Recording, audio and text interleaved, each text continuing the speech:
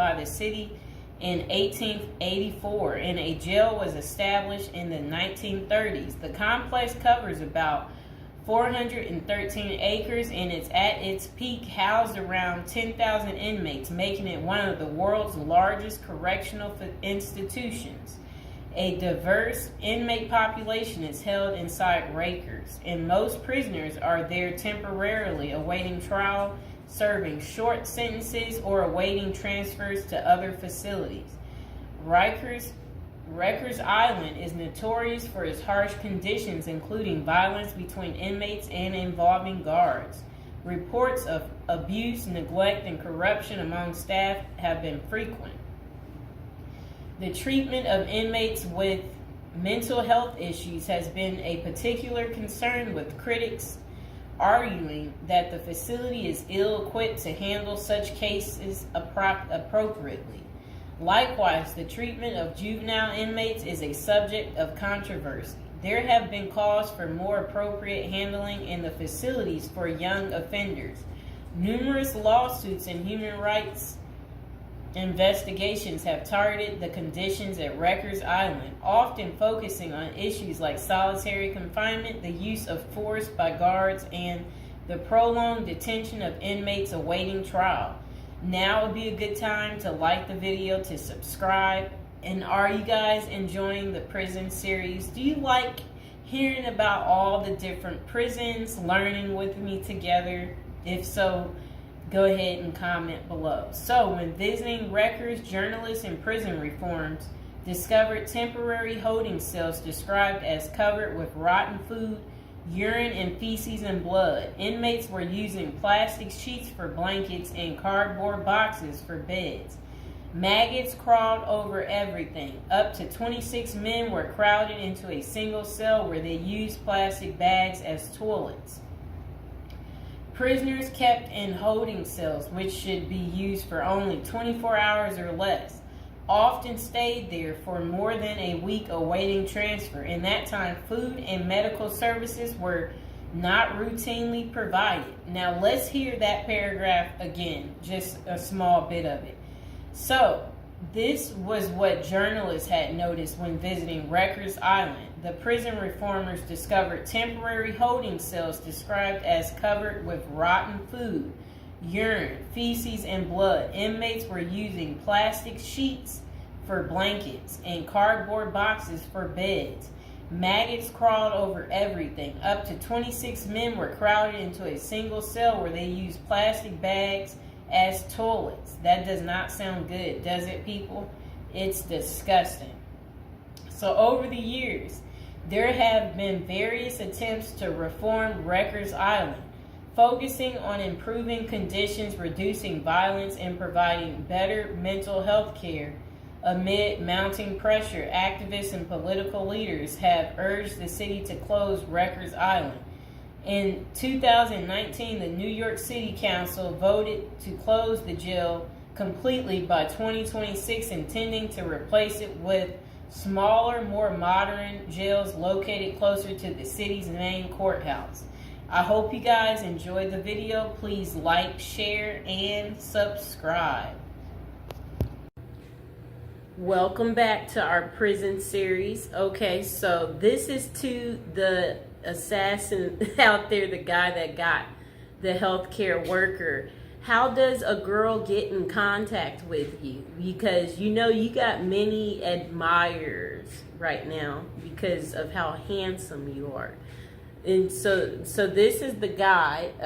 I'm getting off track. Welcome back to prison episode number 35. Again, we're talking about a criminal today, a sexy criminal. Okay, do you see this guy right here? All right, I would much rather be going out on a date with him than this guy right here, okay? Yes, that guy right there, he's not as handsome. The guy that assassinated him is so much more handsome. And it would be like if someone is like, if he's asking you, if you happen to bump into the guy that assassinated, you know, the CEO on the street, and he asks you out on a date, or he's like, hey, could I hide at your place? You know what? he's so handsome that you would just be like, okay, So what do we really like about this guy? Look, he's young too. He's young. This guy, he's old and he's deceased, okay? One's alive, that's what we like about that guy, and one's not, okay? And, the deceased stink, if we can be real about this situation. Yes, so one is handsome, and one is not handsome. Do we need to waste any time there on why you would like to hang out with the guy that, I'm just saying, I'm pretty normal. I know some of you might be afraid to talk about how attractive the guy is that they're in search of. But, if they capture him, what we have to say is this. At least we will be able to write him letters and, we'll be able to keep track of him. But you have to remember, he's single right now. We know that much because, if he was married, then I can only imagine, his wife would just naturally come forward and be like, that's my husband, So we know he's single. So that's good news for us ladies, okay? But, well, let's not fight over the guy, we hope that they get him, because when they get him, then we'll be able to write him, right? And we imagine that he has so many admirers. So one of these guys is a coward and one is not.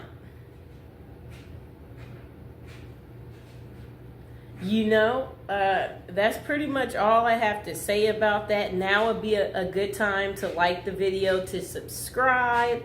Is there anybody else out there who's just secretly admiring this guy right here, and you too want to get in contact with him, and you're just thinking, where are you? We want to see you. You know what I'm saying?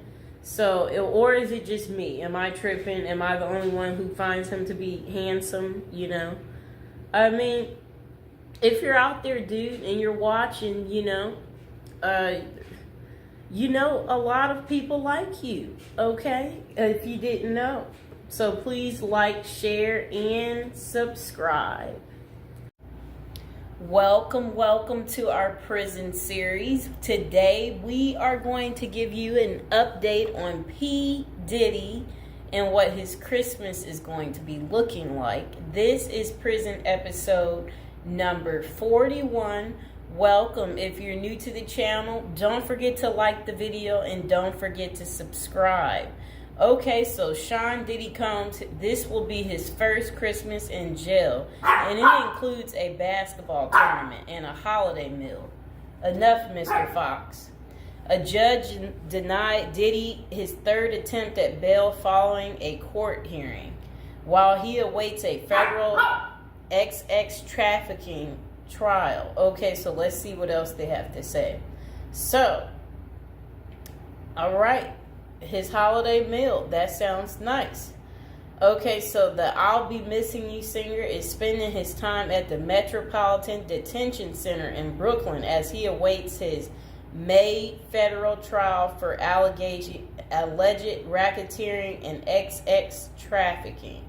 Diddy has been behind bars since September. Combs, he's 55 years old and his fellow inmates have the opportunity to participate in a card game, dominoes, soccer, and a 3-on-3 basketball tournament. A spokesperson for MDC Brooklyn confirmed to Fox News Digital. Okay, so Diddy's Thanksgiving meal options in jail include peanut butter and jelly sandwiches after his bail was denied. Okay, so for the holiday meal on Christmas Day, Diddy's menu will feature baked Cornish hen, macaroni and cheese, cranberry sauce, dinner rolls, and a holiday dessert. Just sounds too good, people. However, the lunch option is subject to change. Aren't we excited for Diddy? He's going to be eating so good, okay? So again, for those of you who do care, if you want to write Diddy, again, he is at the Metropolitan Detention Center in Brooklyn, New York. That is where you would be able to write him if that's what you're interested in doing, and whatever you want to say to Diddy. Again, like the video, subscribe.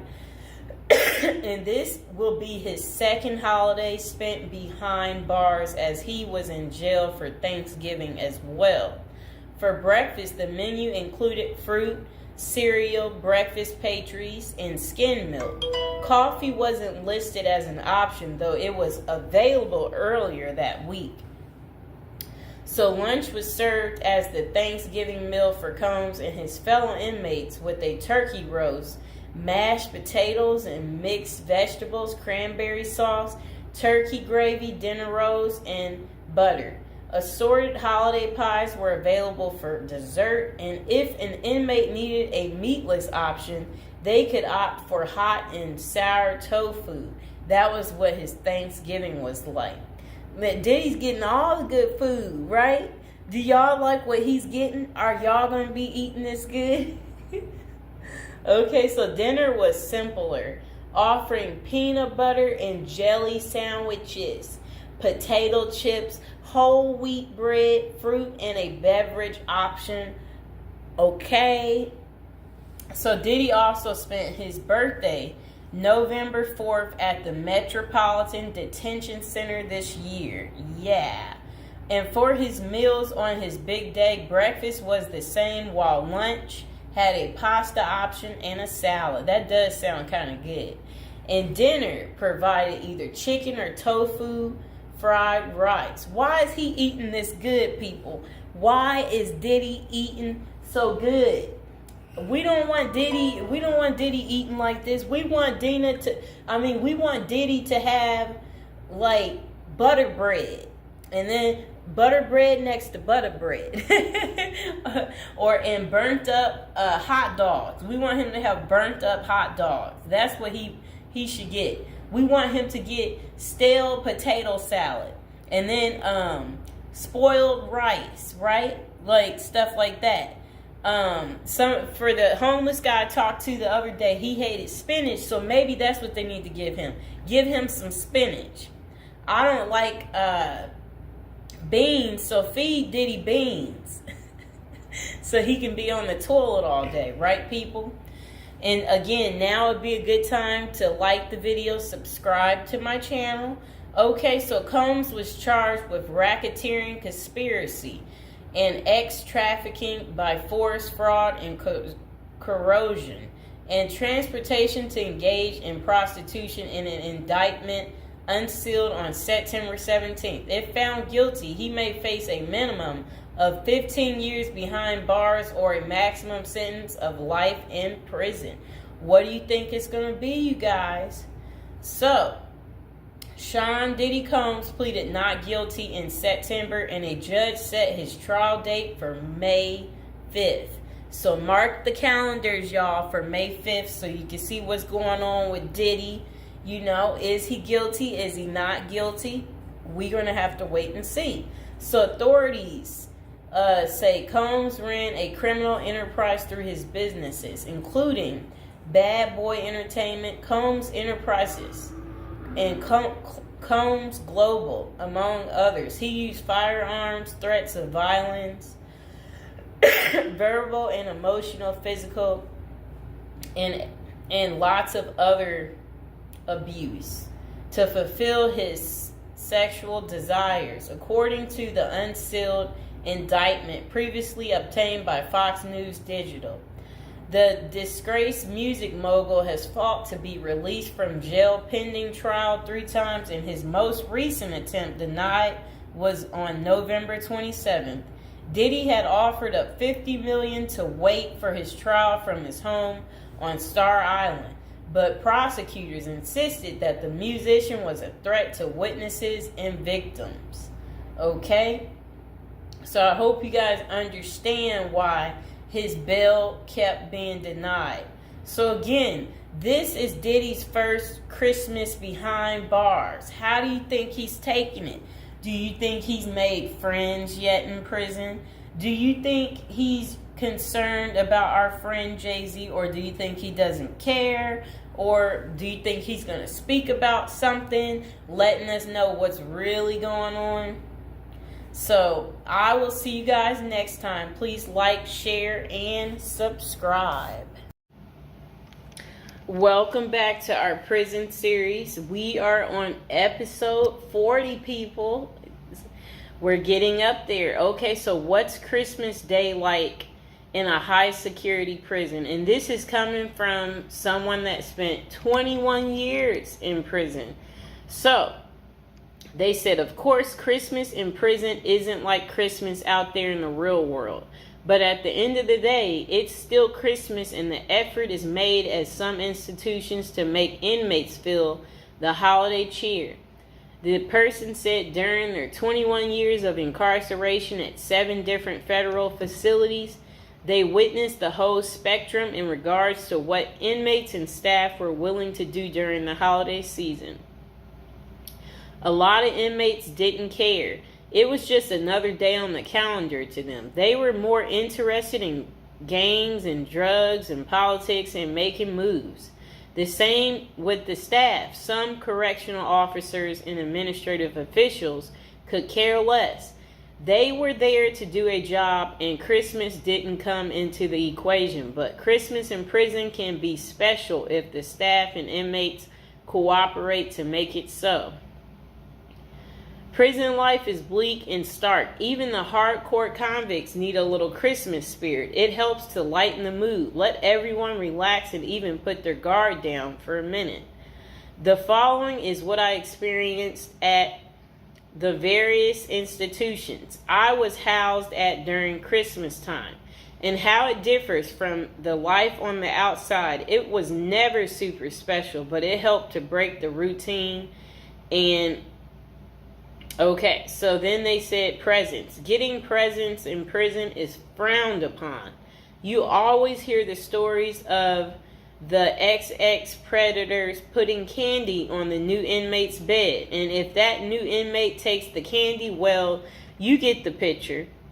Anytime someone gives you something in prison, it immediately makes your radar go up. Like, what is this dude's angle, or what is he after? That means there is no secret Santa or gift exchange in prison. A secret Santa present on your bunk might mean someone is trying to make a move on you in a way that you might not want. If someone did that to me, I would be out on the tier trying to find out who it was so I could beat them up. And now would be a good time to like the video and to subscribe to the channel. Are any of you out there going to be in prison for Christmas? Or know somebody who's in prison for Christmas? Maybe put some money on their books so they could get some candy. Okay, but saying all that, the staff does give out Christmas bags every year, and that is a big event. It's a big bag of candy with Reese peanut butter cups, Hershey's chocolate bars, honey buns, grandma's cookies, and much more. Yum. Honey buns, grandma's cookies. Okay, so a nice bag of exclusive items that you don't normally get. As soon as the staff gives out the bags and then unlock the doors, it is a pandemonium on the tiers as the block turns into the New York Stock Exchange. And everyone is bartering their items, trading them off, and selling their bags. I've seen prisoners trade cigarettes and drugs for Christmas bags. Everything in prison, even Christmas bags, becomes currency. Wow, people. Okay, so relatives. The only time you see your relatives in prison is out on what prisoners call the dance floor, the visiting room. All bureaus of prison facilities have visited on Christmas and all the other holidays, but the visiting rooms have limited space, and it's not like everyone's relatives are coming to see them. Okay? Only the lucky few in prison get visits on Christmas. For most inmates, the only time they see their relatives at Christmas is when their family members are locked up with them. I had a few visits on Christmas, though. There is usually a tree with presents under it and an inmate photographer so that you can take pictures and document your holiday visit with your family. Deep in the neither world of corruption and violence, the only thing is that if you hit the visiting room at Christmas, then you usually miss the holiday meal. But that's normally cool because on the dance floor, you can get all types of exclusive items out of the vending machines that you don't normally have access to. So it's a double bonus. You see your family and eat good, at least by prison standards. So then this person said, prison life is bleak and stark. Even hardcore convicts need a little Christmas spirit. And then the next person said, dinner. The Christmas meal is big. It's one of the only times of the year where the chow hall actually makes an effort to give you a decent meal. There will be corn, stuffing pie, and big Cornish hen. They fill your tray up to capacity and you are allowed your feast. Isn't that good? But the big feasting comes afterwards as the kitchen workers smuggle everything that isn't chained down back to the units. Later that night after Christmas meal, you can get pecan pies, ice cream, and more Cornish hens back on the unit. Isn't that really good? That sounds beautiful. Now would be a good time to like the video and to subscribe. Comment below if you like me doing this prison series and you want to continue to hear more. Okay. So games. In the game rooms, the prisoners go hard on sports. The NBA games dominate the television at Christmas. Prisoners watch games all day, shuffling off to the phones during commercials to call their loved ones and feel some holiday love. Guys will be betting, drinking prison-made wine that we call hooch, eating their smuggled pecan pies and dreaming of the new year and the time they will get out to enjoy a Christmas in the real world. The recreation department also hosts events like bingo card, pool, chess, tournaments, and craft activities. They attempt to go the extra mile for the holiday activities and provide a diversion for inmates missing their family and loved ones during Christmas. Okay, so then they say decorations. Wow. It depends on the counselor and case manager from each unit, and sometimes even the warden for the whole compound. But I've been places where the staff will let you decorate the unit and even encourage you to. At the last prison I was at, FCC Forest City in Arkansas, we put up lights, a cardboard Christmas tree, stockings on a cardboard fireplace, and even a cardboard gingerbread house that inmates made for us. Inmates made paper snowflakes and hung them from the ceilings. Put cutout stars, crosses, and Santa Claus on the walls. It was rather festive unit. My bunkie even made a little cardboard Christmas tree that he put on his locker. He painted it and rigged it up a light. At the top, that looked like a star that shined in our cell brightly every night for my last Christmas in prison. It wasn't that bad. And now would be a good time to like the video and to subscribe. That is how Christmas is on prison day. Did you guys like hearing about the story time of what Christmas is like in a high security prison?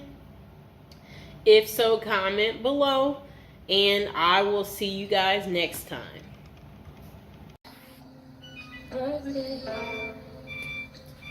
To you, I want to say happy birthday to you. I want to say happy birthday.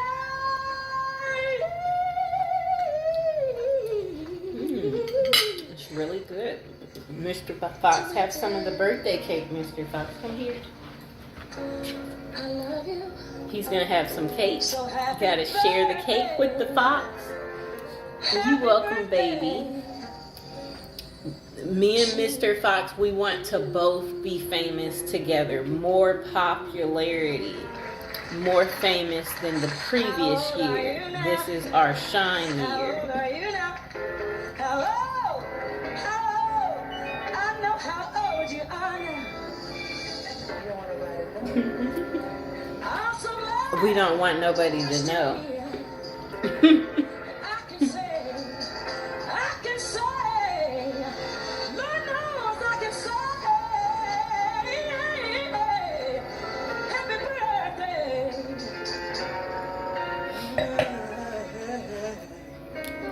Happy birthday to you.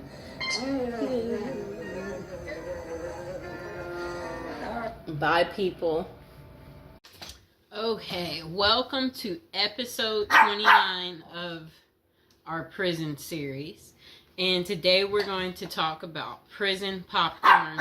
It's called Jailhouse Popcorn from Prison Raymond. Okay, come here, Mr. Fox.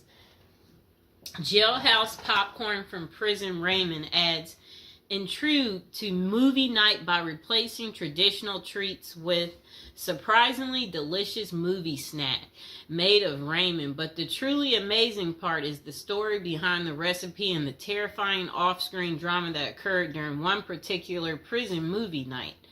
The following story and recipe are excerpt from Prison Raymond. Movie night in prison was usually a big deal. We didn't get to watch any new or R-rated movies, but they did bring a big old projector and showed movies on a huge screen in the chow hall. It kind of made it feel like you were actually at the movies.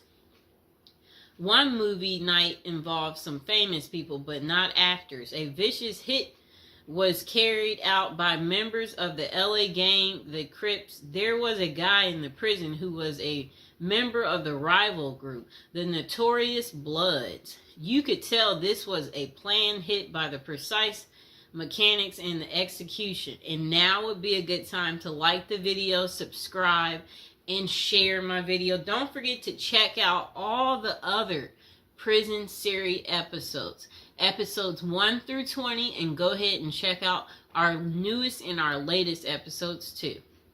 Now let's get back to it. The projector was set up and the guys were in a pretty good mood, but just as the lights went out, the movie began. The soundtrack kicked in and got loud. That was the cue. Right next to me, there was a sudden movement, and I saw the guy I knew to be a Crip. But his hand over his blood's mouth was as he simultaneously sliced his neck with one smooth, quick motion. Before the lights came on, the assassin was out of the chow hall, nowhere to be seen. That night, nothing that happened on the screen matched the drama around us. Jailhouse popcorn. Here's the ingredients. 1 pack of chili flavor Raymond. Note, chili flavor Raymond is best for this recipe. Other flavors just don't do it. So Jailhouse popcorn ingredients. 1 pack of chili Raymond flavor.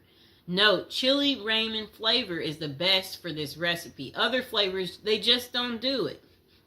Okay, so the instructions. Crush the Raymond in the wrapper. So if you got Raymond noodles, you just bang it up, crush it up. Open the wrapper, one end only, and take out the seasoning packet. Take that out. Sprinkle the seasoning into the crushed Raymond. Close the bag and shake it until the seasoning is distributed. Okay, so this is what you do. The instructions to make Jailhouse popcorn. Instructions. Crush the Raymond in the wrapper. Then open the wrapper on one end only and take out the seasoning pack. Sprinkle the seasoning onto the crushed Raymond. Close the bag and shake it until the seasoning has distributed throughout all of the Raymond. And that pretty much is how you make Jailhouse popcorn. I hope you guys enjoyed the video. Please like, share, and subscribe. Okay, welcome back. We are on prison episode number 8. So today we'll be talking about how to prepare to go to prison if you know you're going. So, prison is all the rage in Hollywood. We've all seen Oz, the Shawshank Redemption, Orange is the New Black, and Con Air. Their creators got some of the facts right, but they don't tell you how to prepare for prison, do they? If you're going to prison, our goal is to help you in your preparation for incarceration journey. So that's what we want to talk about to help you out. And if you're interested in learning more about prison life and how to prepare, they said online they have a copy of a book. It's like a little pamphlet, Federal Prison Handbook. And if you guys really need it, go ahead and comment below. And while you're thinking about it, subscribe. And, I should be able to include some type of link below to hopefully help you. I hope I don't forget to put it down below. Or consider hiring Zukis Consulting Group to assist you in preparing for going to prison. Whether you will serve 6 months or 6 years, the tips discussed below will help you prepare for your time in prison. You can also book a free initial consultation to speak with a prison preparation coach today. For those with little experience with the criminal justice system, the notion of time behind bars can feel overwhelming. It can feel as though there is nowhere to turn, and any information you read online seems to contradict other information you've seen. We've included useful basic information below on preparing for prison to cut through all the misinformation. So they had created, it looks like a table of contents. So I'll read the table of contents. How to prepare for prison. Going to prison. Steps to successfully prepare for prison. Learn about federal prison. Federal prison facilities. Minimum security prisons, federal prison camps, low security prisons, medium security prisons, high security prisons, United States Penitentiary, USPS, administrative security prison, research your Pacific prison, arrival and personal property, money in prison, communication in prison, get in good physical shape. Get your affairs in order. Preparing your family for incarceration. Appointing a power of attorney. Designating your point of contact. Resolving your medical and dental issues. Creating a list of contact details. Authoritative information about going to prison. Life in federal prison. Stay out of prison politics. Keep yourself busy. Wow. Find purpose. Stay clean. Avoid discussing your charges. Learn the rules. Be polite and respectful. Have a good attitude. Don't struggle with how to prepare for going to prison. We're here to help. If only Diddy had this. Okay, so now let's get into how to prepare for prison. It's essential to prepare in advance if you have been convicted or pleaded guilty to a criminal offense and are waiting for sentencing. According to the United States Sentencing Commission, the average federal prison sentence imposed is approximately 147 months. That's a lot. Less than 20% of offenders serve a prison term below 5 years. This means no matter the nature of your offense, your confinement to federal prison will likely disrupt your normal life for a minimum of a couple of years. Essentially, adequate prison preparation eases the transition to your new life behind bars. It might not take away the hard realities that follow losing your freedom, but knowing what to expect and how to navigate your life inside the prison can be the difference between a smooth transition and a turbulent offset. Losing your freedom is hard enough, especially for your emotional and psychological well-being. Thus, managing any preventable hardships or mishaps can go a long way in promoting your mental health while serving your sentence. At Zeus Consulting Group, we help potential federal prisoners prepare for their incarceration by equipping them with information to navigate their life behind bars. Our criminal justice system largely fails to reform convicts. Hence, if you are keen on going through your sentence as smoothly and as quickly as possible and transitioning back to an active life afterward, we are here to assist you. If you get in touch with us immediately after your conviction, our team can offer expert coaching on making a favorable impression at sentencing to secure a more lenient judgment. In addition, we coach our clients on how to live a meaningful life during confinement by cultivating their abilities, keeping them out of trouble, and developing an excellent record. These are essential factors that can enhance your overall life in prison and improve your chances of serving a shorter sentence.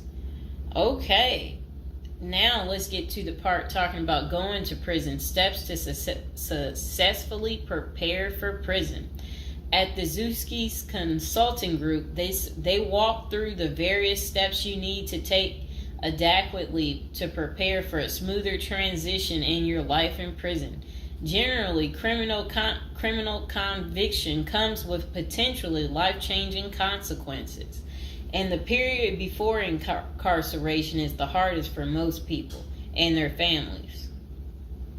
We understand you may be stressed and anxious about what lies ahead. For this reason, we are committed to providing you with essential coaching that you can implement immediately to get you ready for custody. Let us take a look at some of these preparing for incarceration tips. Learn about federal prison. Depending on the nature of your offense, the court might order you to self-surrender, or you may go into the custody of the U.S. Marshal Service. Whichever way, you need to arm yourself with knowledge on what to expect in the federal prison you report to. This means reading quality prison preparation books and speaking with a knowledgeable advisor who has ideally done substantial prison time in the system where you will be incarcerated and at the same security level. So if you know someone who has served as much time for you as the same charge that you have, that's the mentor you should be talking to and linking up with to learn more about what prison life might be like. Okay, so it says the Federal Prison Handbook, the definitive guide to surviving the Federal Bureau of Prison, is the best book for this. We tell it like it is and do not offer false promises to scare you into opening up your checkbooks.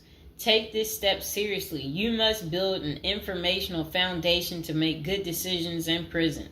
Federal prison facilities. There are over 100 federal prisons across the nation, and they operate at 5 different security levels: minimum, low, medium, high, and administrative. The security levels are determined by features such as security barriers, presence of external patrols, detection devices, guard towers, type of inmate housing, cell or dormitory, staff to inmate ratio, internal security measures. Below is a rundown of the features of each of the security levels. Okay, so it says minimum security prisons, federal prison camps. Dormitory housing, low staff to inmate ratio, limited or no perimeter fencing, work and program oriented. Prisoners with less than 10 years remaining plus minimum violence history. Okay, so that was for minimum security prisons, which is federal prison camps. Okay, so low security prisons mostly is dormitory or cubicle housing, higher staff to inmate ratio compared to minimum security prisons, double fenced perimeter, strong work and program offerings. Prisoners with less than 20 years is what low security consists of. Medium security prisons, mostly cell type housing, higher staff to inmate ratio compared to low security facilities, strengthened perimeters, wide variety of work programs, greater internal controls, all types of prisoners but with less than 30 years remaining under sentencing. So the minimum is for, again, people who didn't commit, the worst of the worst. And then low security, same thing, less than 20 years. Well, they're not the same thing, but And then medium means like you're going to be there a while, but you'll be there less than 30 years. Okay. High security. Oh, okay. Is United States Penitentiary, USPS, single and multiple occupant cell housing. Highest staff to inmate ratio, highly secure perimeters, close control of inmate movement. All types of prisoners, but sex offenders and informants are highly likely to be victimized. Administrative security prisons. Administrative security federal prisons have special missions. For example, pretrial offender detention, treatment of seriously or chronically ill offenders, confinement of escape-prone, violent, or extremely dangerous inmates. So that's administrative security prisons. So, all right. Okay, so administrative facilities include federal medical centers, federal detention centers, the federal transfer centers, and others. Please see our Administrative Security Federal Prisons page for more information about these institutions. Operations and privileges such as leisure time vary widely at each security level.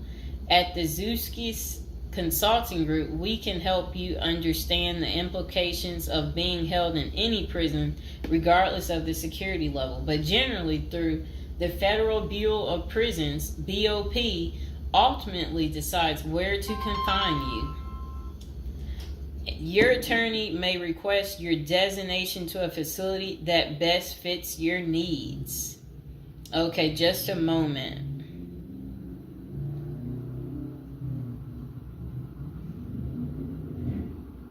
I'm trying to figure out how do I'm going to this. Let's see.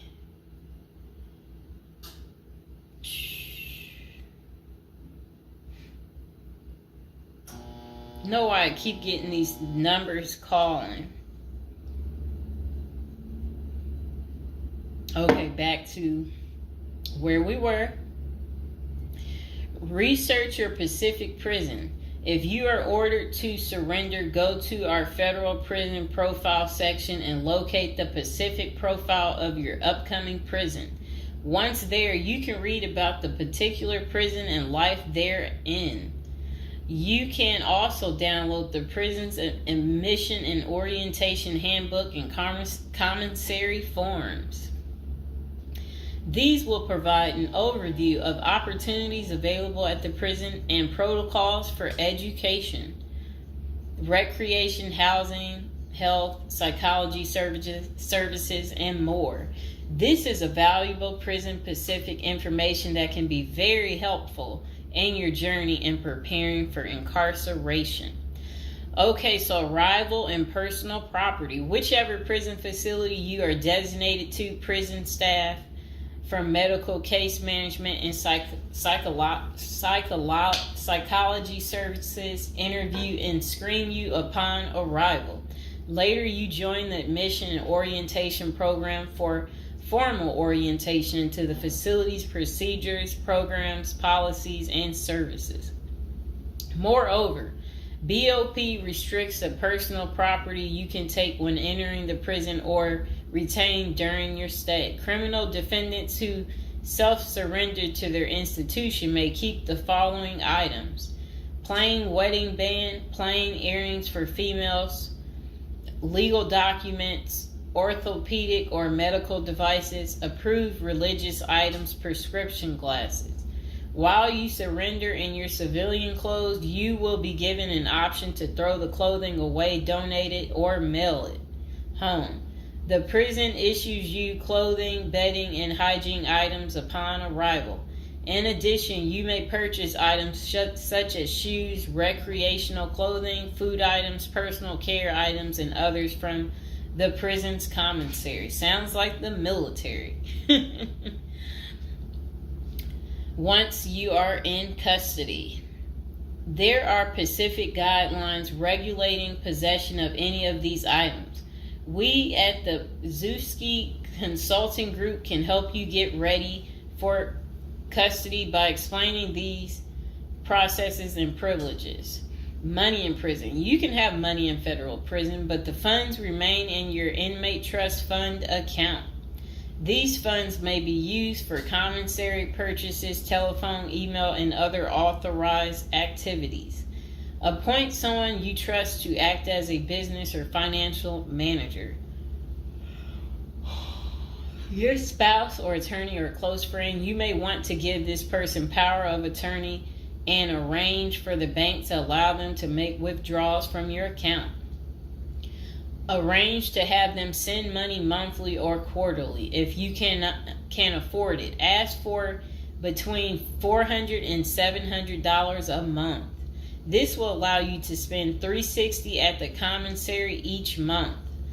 Use a maximum of 300 minutes of phone calls each month. Purchase MP3 player songs and use the BOP's inmate email system. This investment will make your prison time go by faster. It's worth the expenses if you and your family can afford it. So again, ask your family to send you about $400 to $700 a month, because the commissary, they allow you to spend $360 a month, and then they're just saying that use a maximum of 300 minutes, of phone calls each month, and then you should be able to use the inmate email system too.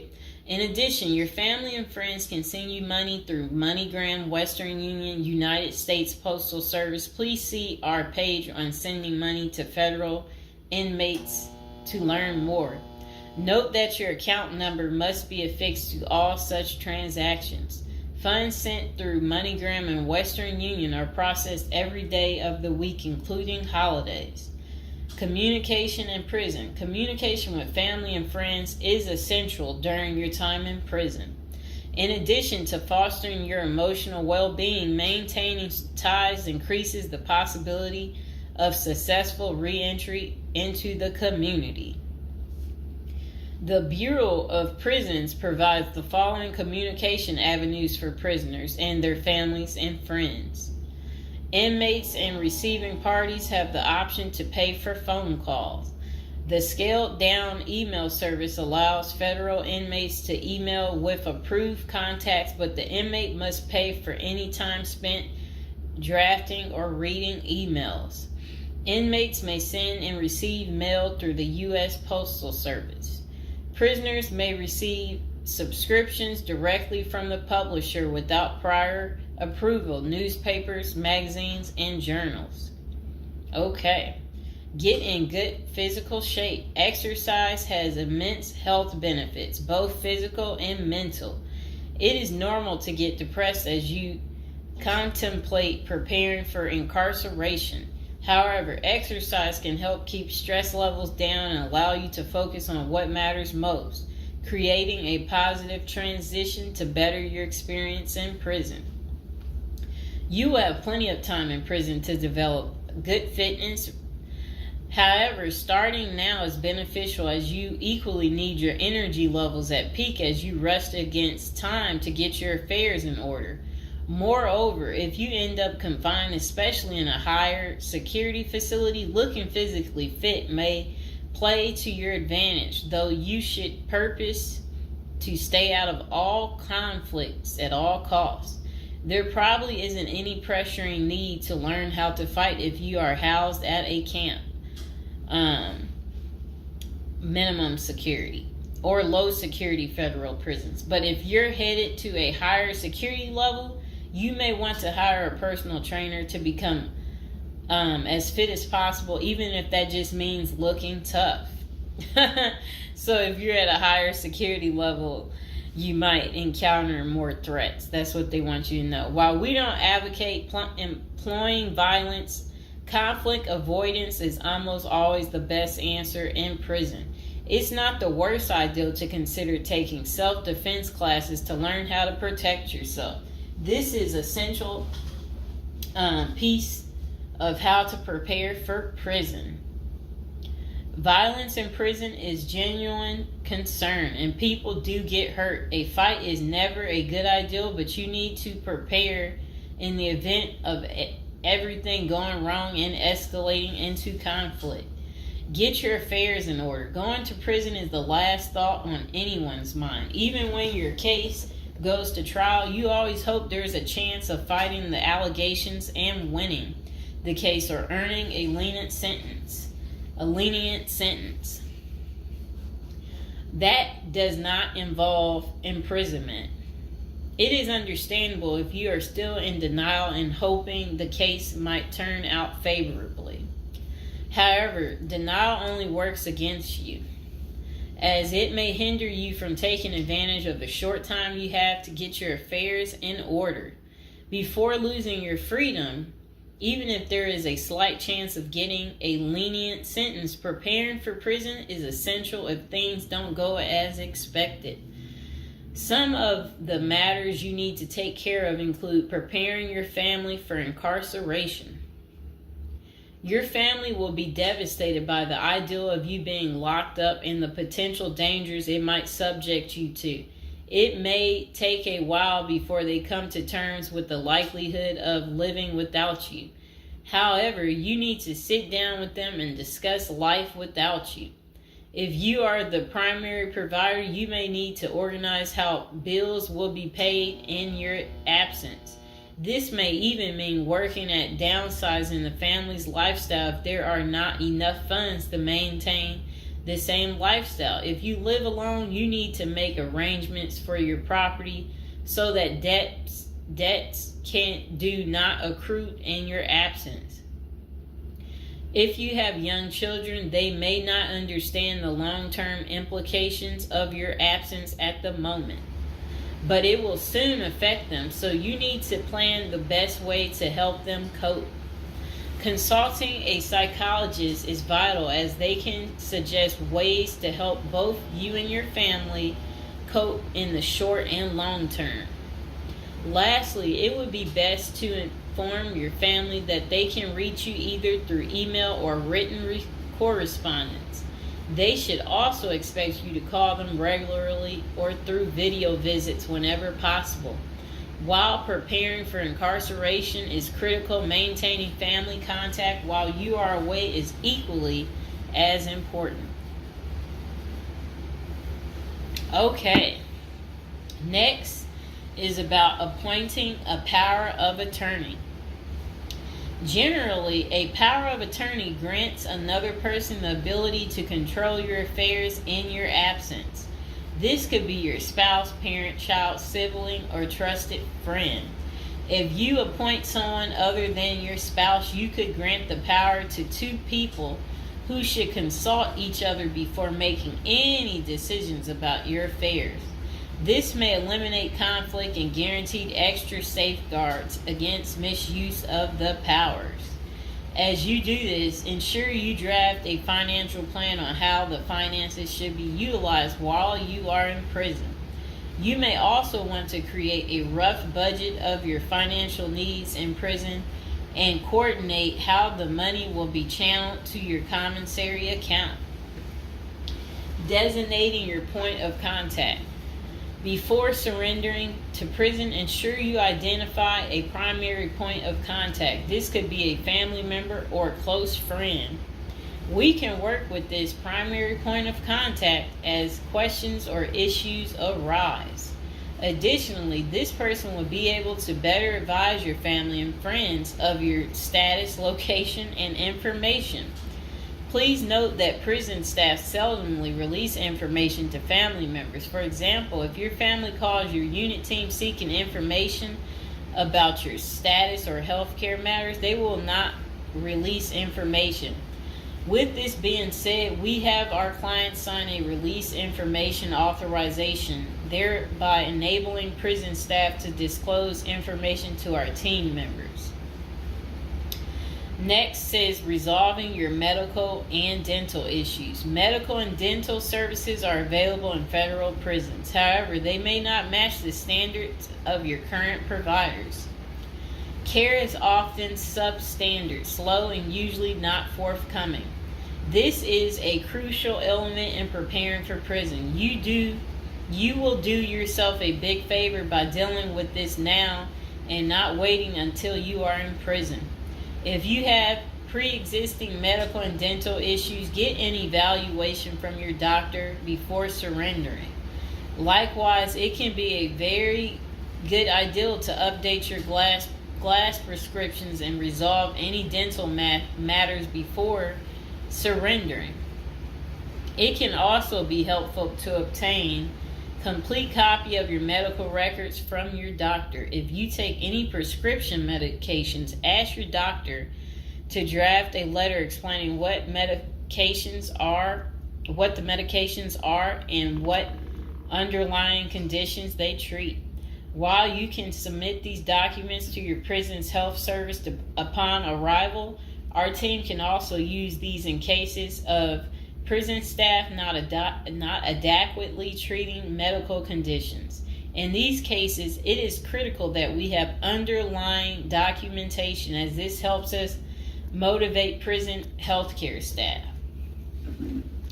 Creating a list of contact information.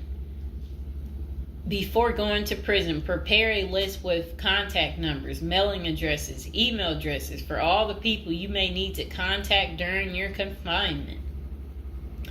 This way, you will not get stranded whenever you want to contact a particular person.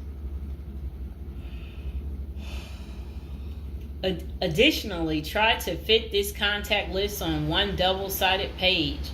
Many receiving and discharge officers will allow self-surrendering inmates to retain this page.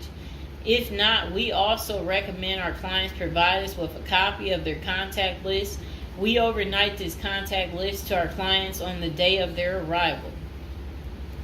Authoritative information about going to prison. In the past, people used to go to prison utterly oblivious of what lays ahead and would endure untold hardships before they adjusted to their new life. This is not the case today. There are dozens of books, guides, and other programs that help defendants prepare for their life behind bars. While we cannot attest to other firms, books, or products, our team regularly assists clients preparing for prison. Here are a few of our book offerings: Prison Education Guide, Federal Prison Handbook, Directory of Federal Prisons. While waiting for your sentencing or self-surrender date, ensure you gather as much information as possible to enlighten yourself. Most prison preparation resources are written or produced by ex-convicts who have served long sentences in federal prisons, or experts who have worked closely with the inmates and are familiar with the criminal justice system. Researching widely and reading available credit resources can be an eye-opener, enabling you to adjust to your new life quicker. Aside from reading prison preparation books and guides, you may also seek out prison consultants to answer your questions and provide insights on the ins and outs of prison. For instance, at Zeus Consulting Group, we help criminal defendants develop strategies to prepare for prison and successfully reintegrate into society. Our objective is to help you develop an informational foundation to make good decisions once in custody. Life in federal prison. Before commencing your federal prison sentence, you need to know how to prepare for federal prison with a survival guide and tricks. Assuming you have gathered as much information as possible about what your life in prison will be like, here are some tips to enhance your experience. Stay out of prison politics. You do not have the liberty to choose your neighbors in prison. You meet people from different backgrounds, some possessing extreme opposite personalities, ideologies, and outlooks on life. Despite the sharp differences, you may have to share the same facility for years. In ideal circumstances, people should embrace diversity, but not so in prison. Conflict of interest and prison politics are the order of the day. However, it helps by maintaining a low profile throughout your stay. Otherwise, if you indulge in politics and things turn ugly, it may compromise your chances of coming out unscathed. Keep yourself busy. Federal prisons require medically able inmates to work. As soon as you arrive, ensure you find a job that you will enjoy. If you don't obtain a job on your own, prison officials will assign you a work detail. We advise our clients against this approach since it often means working long hours in the kitchen. Some examples of the positions you may want to consider include plumber, inmate orderly, food service, warehouse, groundskeeper, painters. While some of these prison jobs require long hours, others are no-show jobs where you sign your name on a sheet and leave. While federal prisoners are paid for their work, wages tend to be meager. For example, federal prisoners typically earn 12 cents and 40 cents per hour. These funds are deposited into your commissary account, which you use to buy personal items. I'll repeat that again. Oh, sit down, Mr. Fox. Sit down. Sit down, baby. Prisoners typically earn 12 cents and 14 cents per hour. Okay. Okay, that's crazy. So when in prison, find purpose. A period of incarceration equals a lot of available time on your hands, which can be positive or negative. It's your choice. Many positive activities in prison can help you find purpose in life, even help you improve your circumstances upon arriving. College correspondence courses, writing, exercising, and teaching in the prisoner's education department are just some examples of many activities you can become involved in, which will give you purpose. This purpose will help carry you through your sentencing. Okay. Pursuing a purpose during your time in prison can make your stay more meaningful and manageable. For example, you can learn a new trade, write a book, discover philosophy, find spirituality, or purchase other professions. Likewise, we help many of our clients further their education behind bars. Whether you are interested in college or career-based studies, our team can help. Okay. In addition to keeping yourself busy and avoiding falling into a depressive state, finding purpose behind bars may equip you with relevant skills for successful re-entry into the community upon your release. This is critical. If you work, you are prepared for a period of incarceration.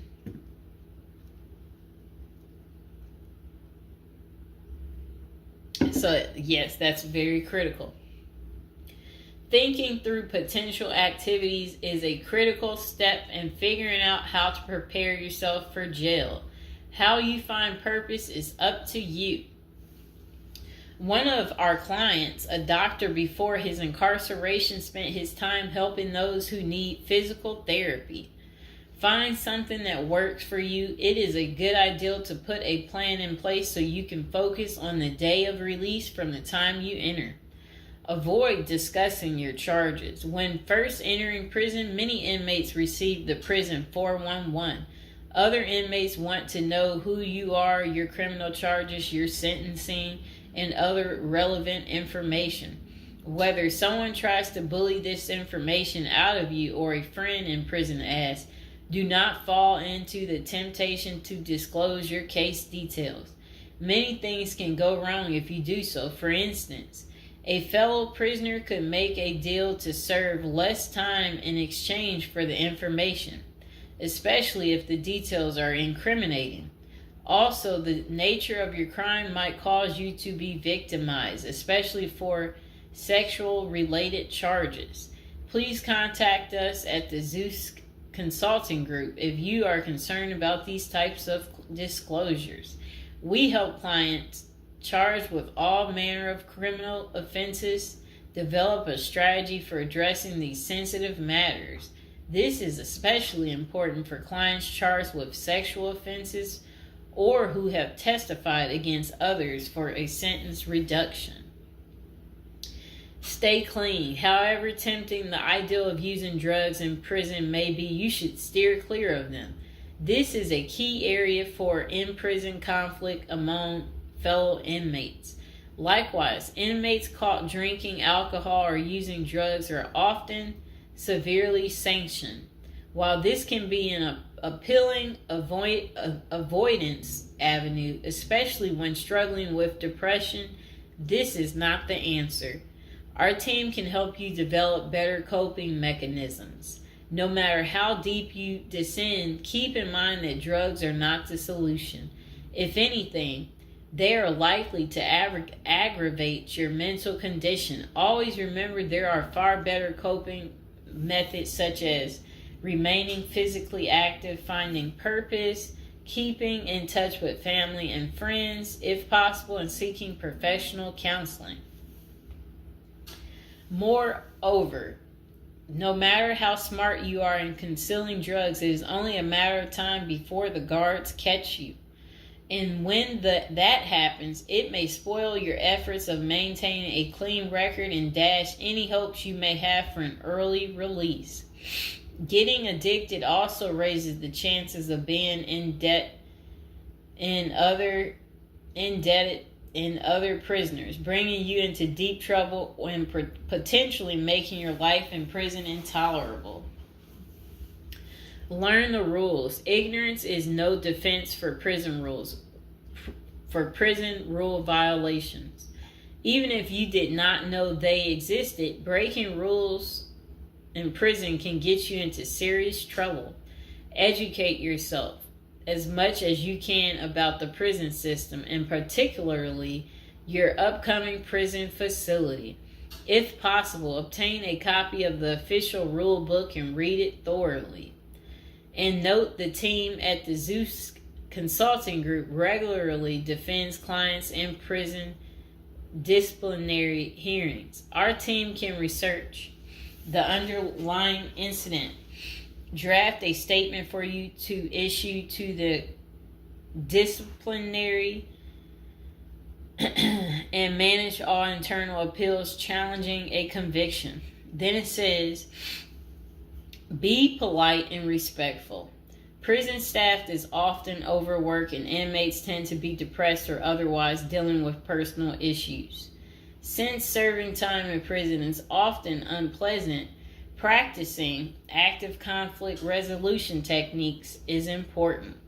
Tempers are likely to flare quickly, and you do not want to step on anyone's toes. As a general rule, being polite and respectful is the best way to survive in prison, while reducing headaches and other interpersonal conflicts. Even when a staff member is unreasonably demanding, avoid engaging in actions that might make them feel challenged. Being polite and respectful can go a long way to making your time more manageable. Next thing is to have the right attitude. The moment you enter prison, your life takes a turn. You might lose friends, family outside of prison. Even those you did not expect to abandon you may just do that.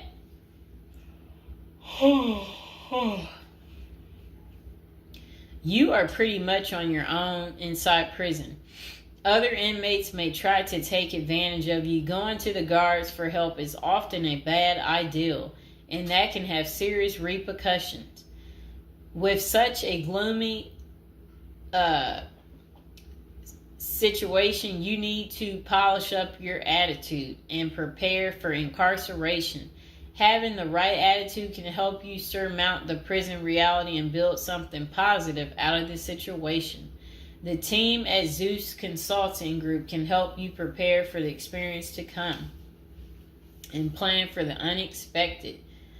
Prison time doesn't mean a death sentence, quite opposite. It says if you lost your license because of a criminal conviction, they can help you launch a new career. Okay. So they're just saying basically there's no reason you can't leave prison without a degree or a better prospect for the future.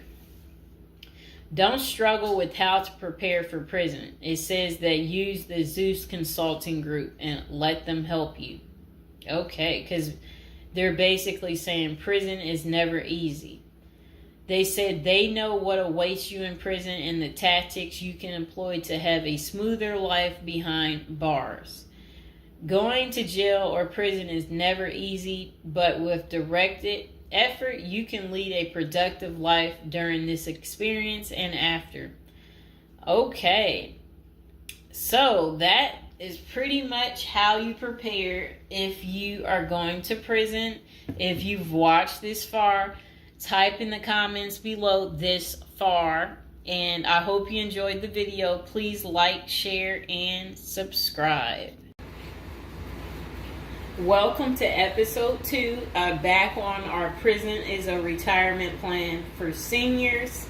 And today we're going to be talking about people using prison as a retirement plan in Japan, of all places. Okay, let's get to it. So they said seniors in Japan are having to steal just to cover basic expenses, but it's all part of their plan. You see, the sentence for their crime sends them to a place where they find a sense of community, receive free room and board, and have a caregiver 24/7. It's good to watch other countries who are older or more in depth to see what will happen to us. Well, 27.3% of Japan's citizens are 65 or older, practically twice that in the U.S. And these seniors are breaking into prison just to survive. Will Americans retirees be forced to do the same? Not if they start planning now with a financial professional. Here's a look at Japan's rampant retiree crime spree. So they said an article in Straits Times is titled "Rising in Old Jailbirds Turn Japan Prisons into Retirement Villages." It points out that a record 47,632 people in Japan aged 65 or over were arrested in 2015. Over 70% were caught for petty crimes such as shoplifting. When retirees have to steal just to survive, it's clear that their plan didn't include saving enough money to cover basic living expenses. What's worse is that Japan's elderly inmates are rehabilitated, kicked back into society, and stuck in the same boat they were before. They haven't gotten any younger, and they still don't have enough income. So do they get a job and start saving for their slow-go years? No, they steal a bunch of bananas for breakfast and get thrown right back into the slammer. About 70% of all current inmates aged 65 or older are repeat offenders. Why do these seniors live this type of retirement? Well, besides the fact that they did not plan successfully, their retirement strategy didn't include any plan for long-term care either. But prisons did. A roof over their head, 3 meals a day, no utility bills, and free unlimited health care are all provided. A research firm coined Japanese prisons state-sponsored retirement villages, and one of prisons' demographics includes a 50.6 age average, with the oldest being 88 years old. That same prison was recently refurbished to accommodate their demographic, including 500 private well-lit cells, each with its own desk, chair, and well-lit cells, each with its... Oh, okay. They said also comes with a wooden bed and television set. Steps in the public areas are even upgraded with ramps and handrails. Does that sound like a prison to you, or is it closer to the retirement home where individuals visit the grandparents? By 2025, 1 in 3 citizens of Japan will be age 65 or older, and 1 in 5 will be 75 or older. 2025 isn't that far away, and the U.S. demographics isn't getting any younger. Medicaid and Medicare are drastically underfunded and facing problems similar to Social Security still. Prison is better than no plan, and a ward of the state doesn't have to live on the street and steal bread.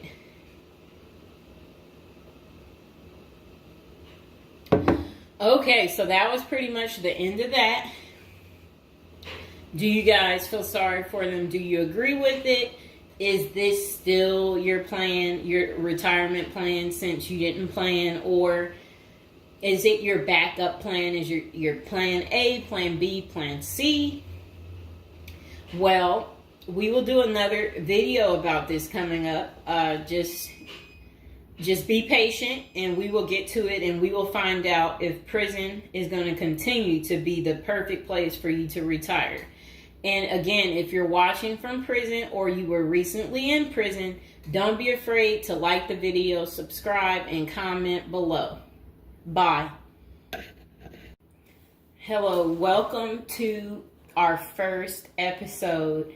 We're going to do a little storytelling about, prison, different subjects every day.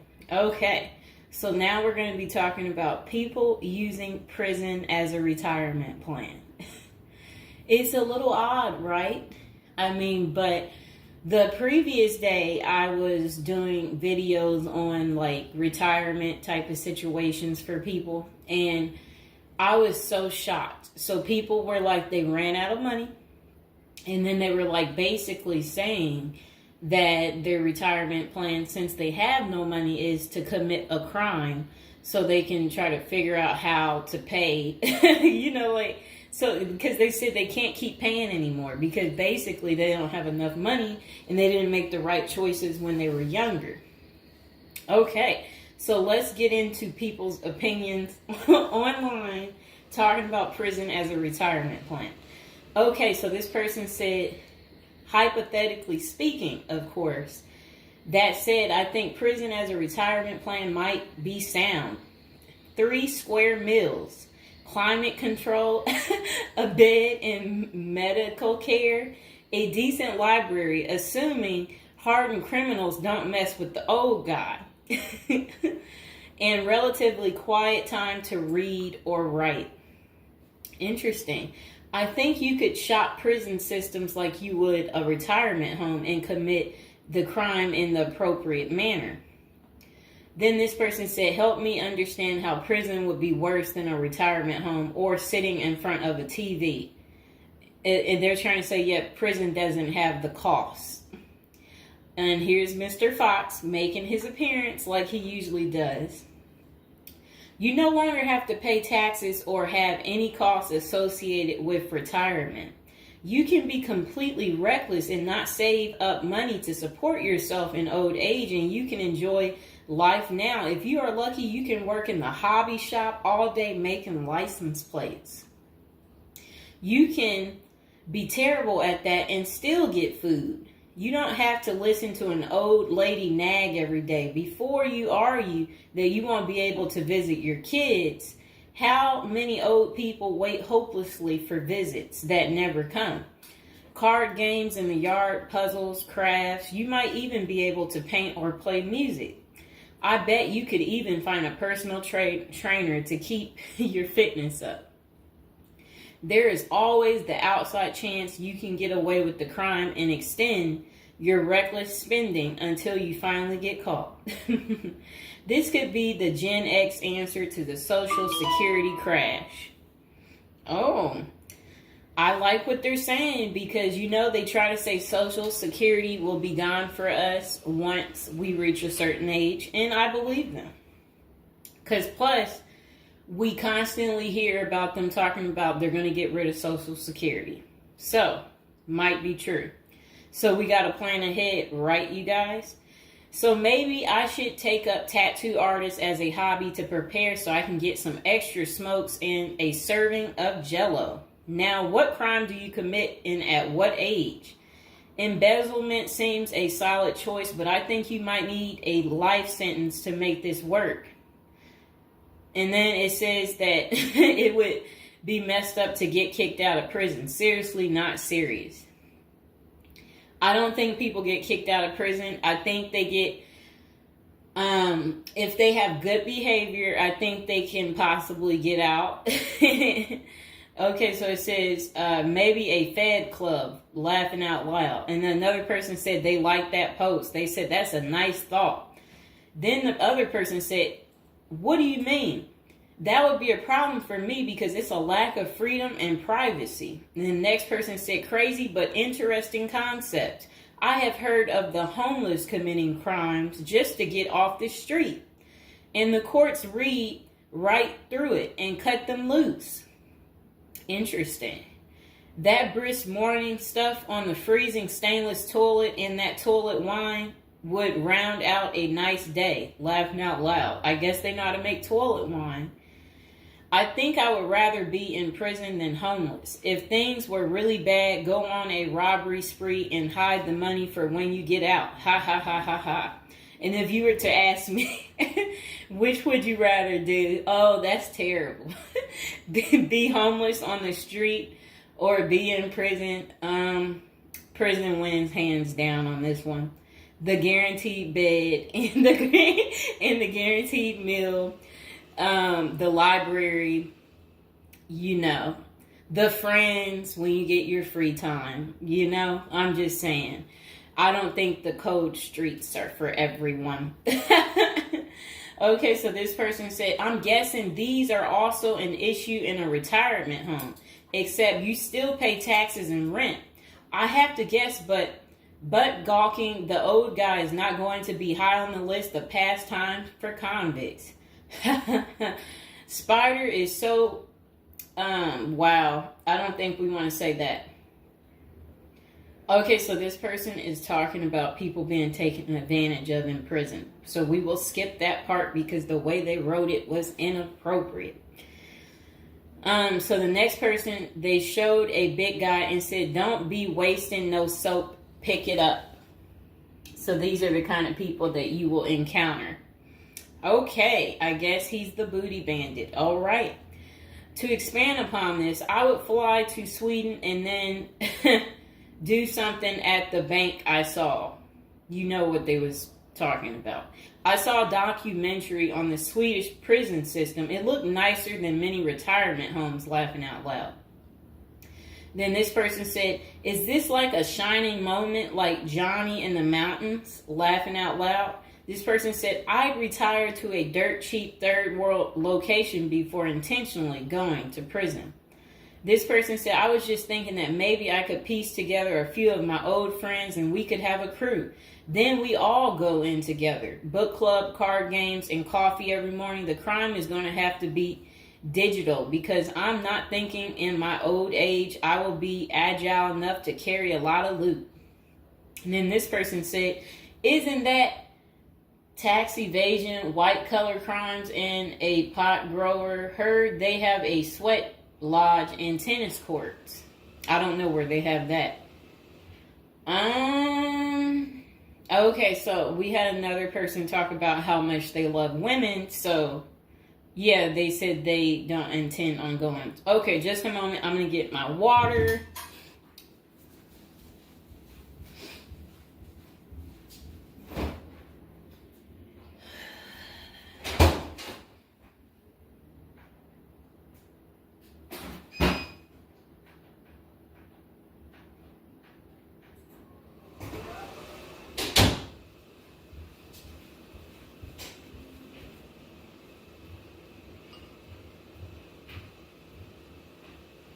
All right, it got a little hot.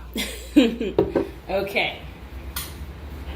Now, this person said, I'd rather go to a cheap third world island and live life as a local fix-it guy. Putter around, live on the beach, fresh seafood, and a tan booty. It's a pirate's life for me, mates. Next person said, I took what looked like a shortcut one morning. And they're talking about something about a prison cop. I don't know what that means, and I'm not going to say it. Okay. This person said a failed bank robbery would be pretty simple federal crime. On the other hand, I think even a basic social security check will go pretty far in the Philippines, Mexico, and Colombia. I think they're right for those countries. This person said, my broke buddy is doing okay in Thailand. This person said, I'm thinking about spamming forums with CBD gummy ads. Certainly, committing internet crimes would make it a federal case and qualify them for a federal country club prison. And they said they're currently in beta testing phase. I'll let you know how it pans out. That's really sad. This person wrote this in January of this year. That's sad that this is what the people are doing. Well, at least you know what not to do. And then another person said, well, it worked out rather well for Otis. They showed a picture of some guy. I don't know who this guy is, but that's who they said it worked out for. And then this person said everybody has that one person that they weigh whether or not their demise would be worth a life sentence. And then this person said, well, nowadays all you have to do is agree with Trump, like say over at the Capitol, and post it online. And then this person said, P.S. I hear San Quentin is nice. Happy face. And then they, I guess, posted something about that prison. The person is trying to say that the prison guards at San Quentin are friendly. I doubt that. This person said, you got too much time sometimes. And then this person said, I think if old age and life in retirement got so bad to the point I was considering prison, I would think I would eat a bullet first. Okay. This person says, take out a politician and live like an illegal immigrant. Better than the middle class nowadays. Whatever they mean there. This person said, first off, if you are a Gen X or younger, getting an SS payment, that crap is estimated to crash the year I qualified. We were taught that our senior year of high school back in the 80s, so we can't plan for that. Second, I think the chances for clean drinking water will be better in prison than in a third world country if you choose wisely. I didn't think about that. So stick to the U.S. prisons if you're really thinking about this. It said banks don't keep enough money these days. I think I will be too old to try and take down an armored car. Gotta go with a federal crime that is a light lift, maybe a Ponzi scheme. Does anyone want to pre-order a UTV? Question mark. This person said, might want to rethink your screen name if you're going with this plan of retirement. Just saying. Maybe something like Spider or Smiley, question mark. This person said, this is a nice big Ponzi scheme. Throw in some racketeering and evade federal income taxes. Just be sure. Plus you'll have a blast before you get caught. They did a little emoji with shades on the cool emoji. This person said if you land in a California prison, you even get yoga classes, free education, and you have a government-sponsored sex change. So you can end up in a female prison eventually. Rob, we won't say what they said there. Oh, wow. That's really sad what they put. You already know what they said if I stopped right there. Okay, hold on. The next person said, you're going to want federal minimum security. Identifying as a woman would have perks, but you would have to listen to your cellmates for the rest of your life with nowhere to go. This person said, we can tell that some of us have never been to prison now, can't we? And then this person said, only an inmate at RDP. I don't even know where that is. This person said, Social Security won't go away. It will just be reduced by about 25%. Hopefully all these millions of illegals will get work permits and start paying into the system so the cuts won't be needed. We'll still get something, but it will have the purchasing power to get us 2 Jersey Mike sandwiches a week, laughing out loud. Next person said, the unwanted being taken advantage of in prison is a hard no for them. So they don't want to go because they're not interested in being taken advantage of by the same sex. Okay, good reason. This is what goes on in prison. Next person said, I nominate this creep as a test mule for your plan. I always wonder what happened to the creepy banjo kid from the movie Deliverance. This person said, okay, it turned bad. Okay, so we won't read that post. This person said, here's a retirement plan. Go to Mexico, denounce your U.S. citizenship, sneak back across the border, get free phone and benefits, and I hear in Maine you can get a housing allotment and a stipend plus free medical. This person said, one of you guys that works for me is a Venezuelan expat. He and his wife have been building/buying houses in Colombia as investors. Crazy cheap. He spends a couple of weeks down there a few times of the year and doesn't spend squat. Usually the airfare is the most expensive part of the trip. And then this person said, hey, that was my college meal plan. I had about $20 a week. I'd pay a cold Subway sandwich and eat about 2-inch slice a day. And then store the rest in the fridge. And this person said, I have one list that has 2 people on it and another is a page long, whatever they mean there. This person said, only one problem is that Social Security was put in the public fund illegally, so it can never actually run out of money. Of course, no politician wants you to know that. Our good buddy LBJ is who you can blame. Next person said, sounds like someone has a secret desire to get their crap pushed in. Just come on, completely out of the closet, bro. This person said, I worked in that prison. Numerous others as well. There are no tennis courts. Myself and crew were with general population. Inmates actually were on my crew as well. The good behavior guys. The stuff you don't hear about is massive. Daily crap goes down. We got locked in a security armory for hours as a riot/fight started. Literally locked us in for safety. Going through Sallyport down the halls with cells on each side. The more the blood stains from fights, it's not Hollywood. The most scary individuals are actually the guards. A few can be normal or 2 civilians working inside. Most don't separate good and bad humans very well, at least not behind the walls. I made a promise to my family and self I would never do a prison project again. It messed with our heads. You go in at 7 and literally can't leave until 3. No cell, no camera, no eye contact, no talking to inmates. They constantly try to talk to you relentlessly. I saw things in there that I will never leave my mind. I did meet an old lifer. I was taken to the guards' cafeteria for lunch. The cook had been in that same kitchen for 30 years. He was a pretty friendly old guy. He knew he had it good, but hadn't been out of the walls for over 40 years. I have many, many stories, but I don't tell many, especially on social media. Really, it's not worth the risk of telling.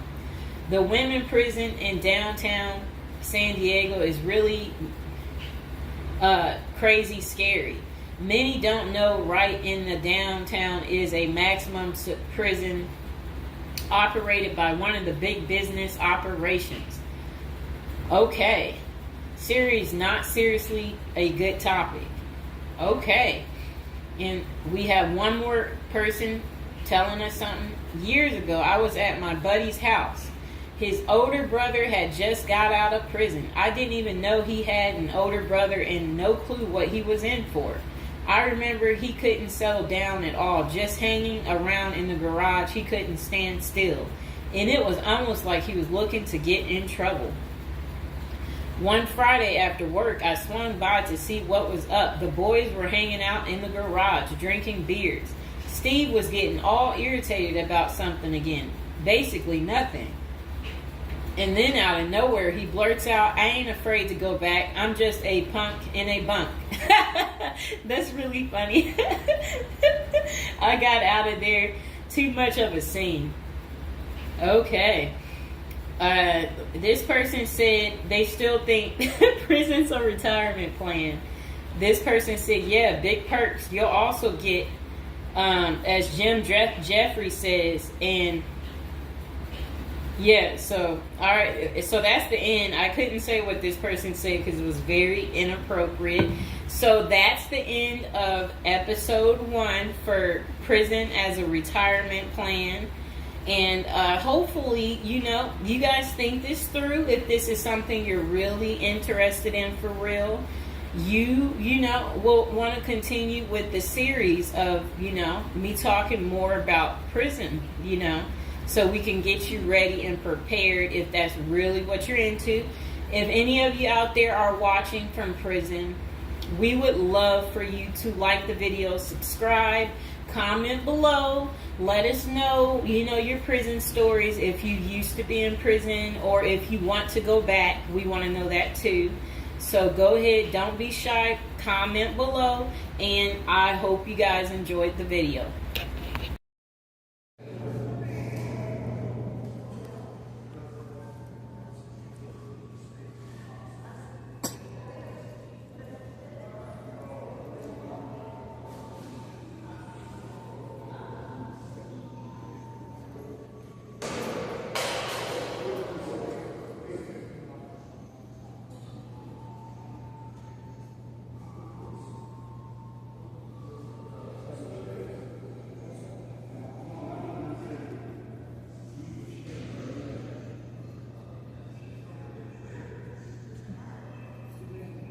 The hand.